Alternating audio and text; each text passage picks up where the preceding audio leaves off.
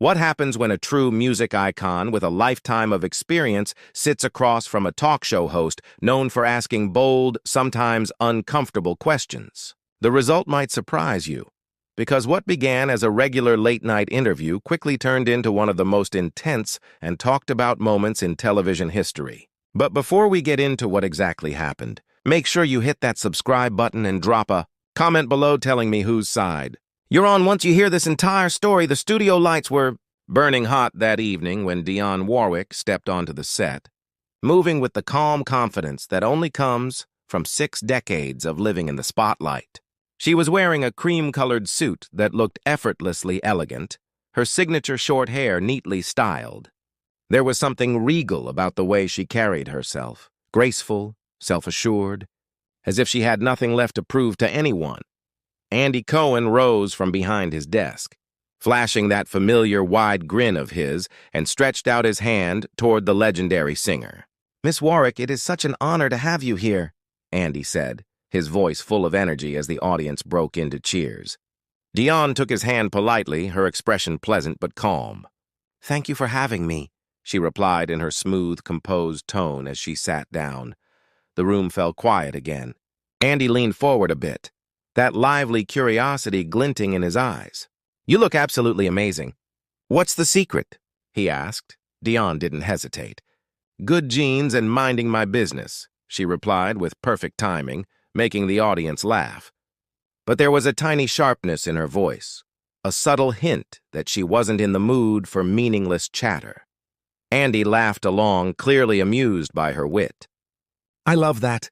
And speaking of minding business, or maybe not minding it, you've become a bit of a social media legend lately. Your Twitter account is iconic. Do you actually write all those tweets yourself?" Dionne's eyes narrowed just slightly. "Of course, I write them myself. Who else would do it?" No, I just meant some celebrities have people manage their accounts and your tweets are so—" Andy trailed off, searching for the right word. "They're so sharp. I say what I mean," Dionne replied simply. "Is that a problem?" The audience reacted with a low murmur, sensing the shift in tone. Andy's smile stayed fixed, but he leaned back a bit, maybe realizing he needed to tread more carefully. "Not at all," he said quickly. "I think it's refreshing. You recently called someone out online for mispronouncing your name. That tweet went viral. People should know how to pronounce someone's name before they speak about them," Dionne said, her voice firm but calm. "It's called respect. And that seems to be in short supply these days." Andy nodded eagerly. "Absolutely. And you've never been afraid to speak your mind, which I admire. In fact, that's what I wanted to ask you about. You've worked with legends. Burt Bacharach, Hal David, some of the greatest songwriters ever. But you've also had some, let's say, complicated relationships in the business. Can you talk about the challenges you faced as a woman in music back then?" Dionne's expression didn't change, but her tone grew cooler. "Back then," she repeated. "You say that like those challenges don't still exist." "Well, sure, of course they do," Andy stammered, a little caught off guard. "But things have improved, haven't they?" "Have they?" Dionne asked, raising an eyebrow. "Because from where I'm sitting, people are still asking the same tired questions. They're still trying to get artists to talk about drama instead of their craft. Still reducing women to who they dated instead of recognizing what they've achieved." The audience went completely silent. Andy's confident grin faded for a second before he forced it back. "That's not what I'm doing here, Miss Warwick," he said quickly. "I'm genuinely interested in your story." "My story," Dionne repeated, her voice steady. "My story is that I've recorded some of the most recognizable songs in American music. I've won multiple Grammys, sold over 100 million records worldwide. I served as a United Nations ambassador for the Food and Agriculture Organization. I raised money for AIDS research when most people were too afraid to even mention it. But you want to ask me about complicated relationships?" Andy looked uncomfortable now. "I think our audience would be interested in all aspects of your life, not just your professional achievements." "Then ask me about my humanitarian work," Dionne countered. "Ask me about helping people during the AIDS crisis, about the schools I've funded, the kids I've mentored. There's a lot to discuss that doesn't involve gossip." The tension in the studio thickened. Andy glanced off camera toward his producers, then back at Dionne. "You're absolutely right," he said quickly. "And we'll talk about that. but I think people also like connecting with artists on a personal level. Personal isn't the same as private, Dionne interrupted sharply. And I've always been clear about where that line is. Andy took a slow breath, trying to bring the mood back under control. Fair enough. Let's talk about your music then. You're known for timeless songs. Walk On By, I Say a Little Prayer. Do You Know the Way to San Jose? What was it about Burt Bacharach's music that connected with you? Dionne's shoulders eased slightly, and a small warmth returned to her face. Burt understood melody like very few people do. His compositions weren't simple. They were complex, sophisticated. He needed singers who could handle that, and Hal David's lyrics matched that depth perfectly. Together, they created full emotional worlds. When I sang their songs, I wasn't just performing. I was living those stories. That's beautiful, Andy said, looking genuinely moved. When you recorded them, did you know they'd become classics? I knew they were special, Dionne said thoughtfully. But timelessness isn't up to the artist. It's up to the audience. What I knew was that I was working with material that truly challenged and highlighted my voice. Burt wrote for me, specifically for my sound. That kind of creative partnership is rare. Andy leaned forward again. And when that collaboration ended, when you and Burt stopped working together, was that hard for you? Dionne's warmth vanished. We're back to this, she said evenly. I'm just asking about an important professional relationship, Andy said defensively. No, Dionne corrected. You're asking in a way that's fishing for drama. Burt and I had an amazing run. When it ended, we both moved on. That's life. Not everything needs to be framed as some tragedy or scandal. But there were reports that, Andy started, written by people who weren't there. Dionne cut him off sharply. People more interested in selling headlines than telling the truth. I don't deal in rumors. I deal in facts. Andy's face reddened. I'm not trying to upset you, Miss Warwick. Then stop asking questions meant to do exactly that, Dionne replied coolly. The audience was dead silent now. Andy shuffled his notes, searching for safer ground. Let's talk about your new projects. You've been back in the studio. What can you tell us about that? Dionne studied him for a long moment. I'm always working, she said finally. Music doesn't stop just because you get older, despite what this industry might think. No one's saying that, Andy said quickly. Aren't they? Dionne shot back. When was the last time you had someone over 70 on this show talking about new music? Not nostalgia, not old memories, but current creative work. Andy opened his mouth, then closed it again. Dionne gave a small nod. Exactly, she said quietly. They want to put people like me in a box labeled legend and keep us there, like exhibits instead of artists who still have something to say. Andy tried to recover. That's such a powerful point, he said. So what's inspiring you musically right now? The same things that always have, Dionne said. Love, loss, hope, resilience. The human condition doesn't change, just the way we express it does. Technology evolves, but the emotions are timeless. That's profound, Andy said sincerely. And are you working with any younger artists? I am, Dionne said with a nod. There are some very talented people today who still understand melody, storytelling, and real musicianship. Not everything has to be about beats and hooks. Some songs need to breathe, to let emotion lead. Andy smiled, thinking he'd found safe territory again. Speaking of today's artists, your tweets about some of them got a lot of attention. People loved when you asked if they even know the difference between a melody and a hook. The temperature seemed to drop instantly.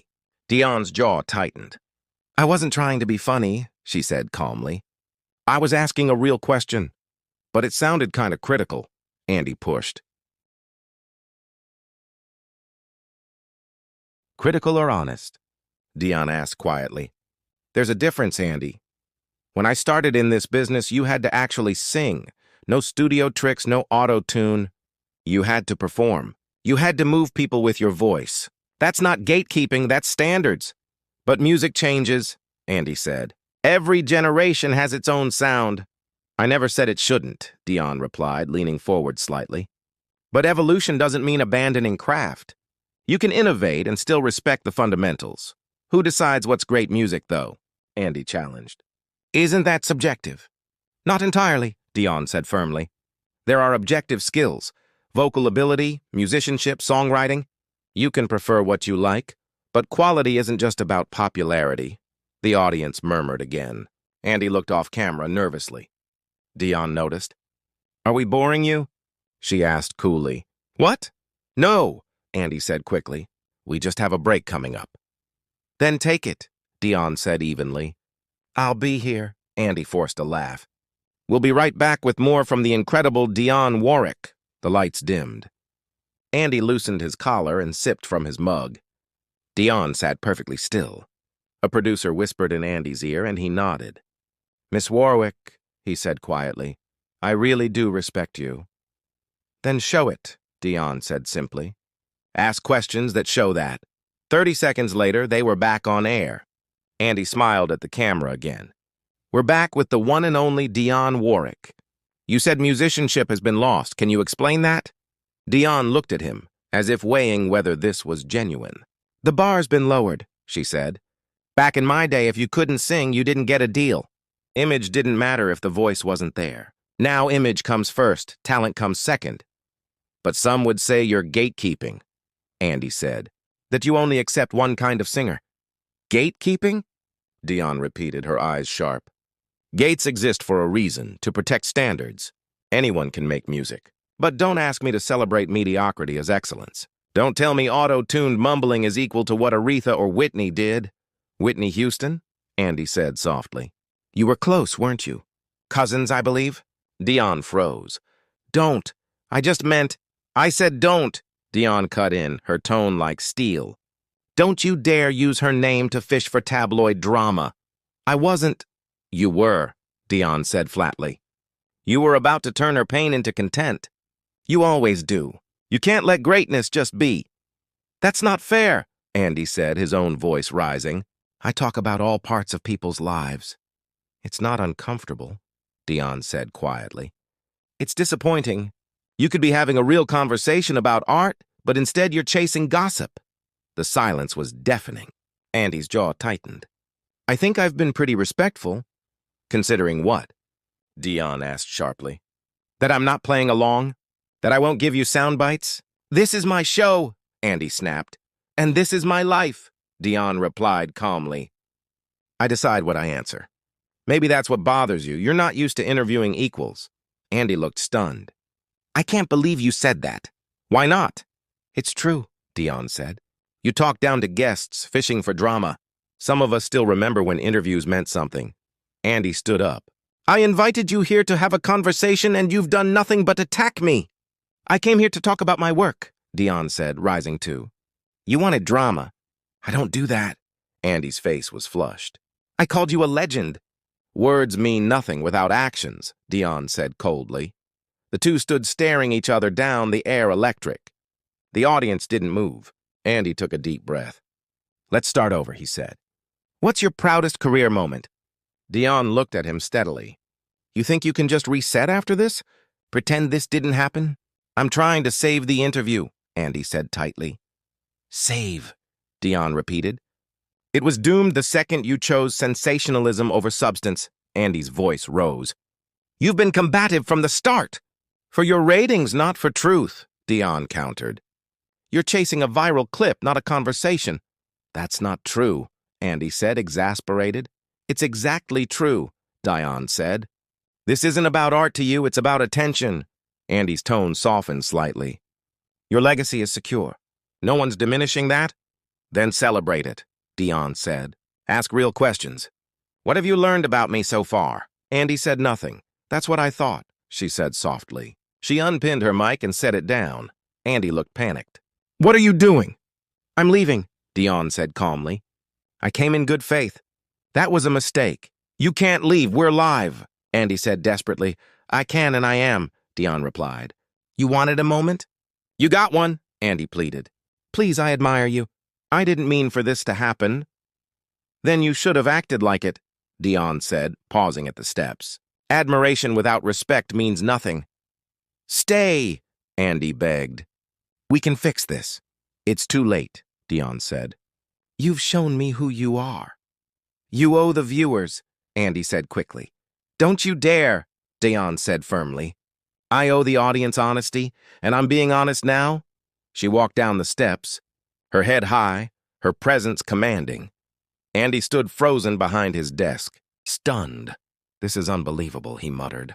Dionne paused just once more. What's truly unbelievable, she said, is that you had a chance to talk to a living legend, and you wasted it on gossip. The crowd broke into confused applause as she walked off. Andy turned to the camera, his face pale. "We'll be right back," he said awkwardly.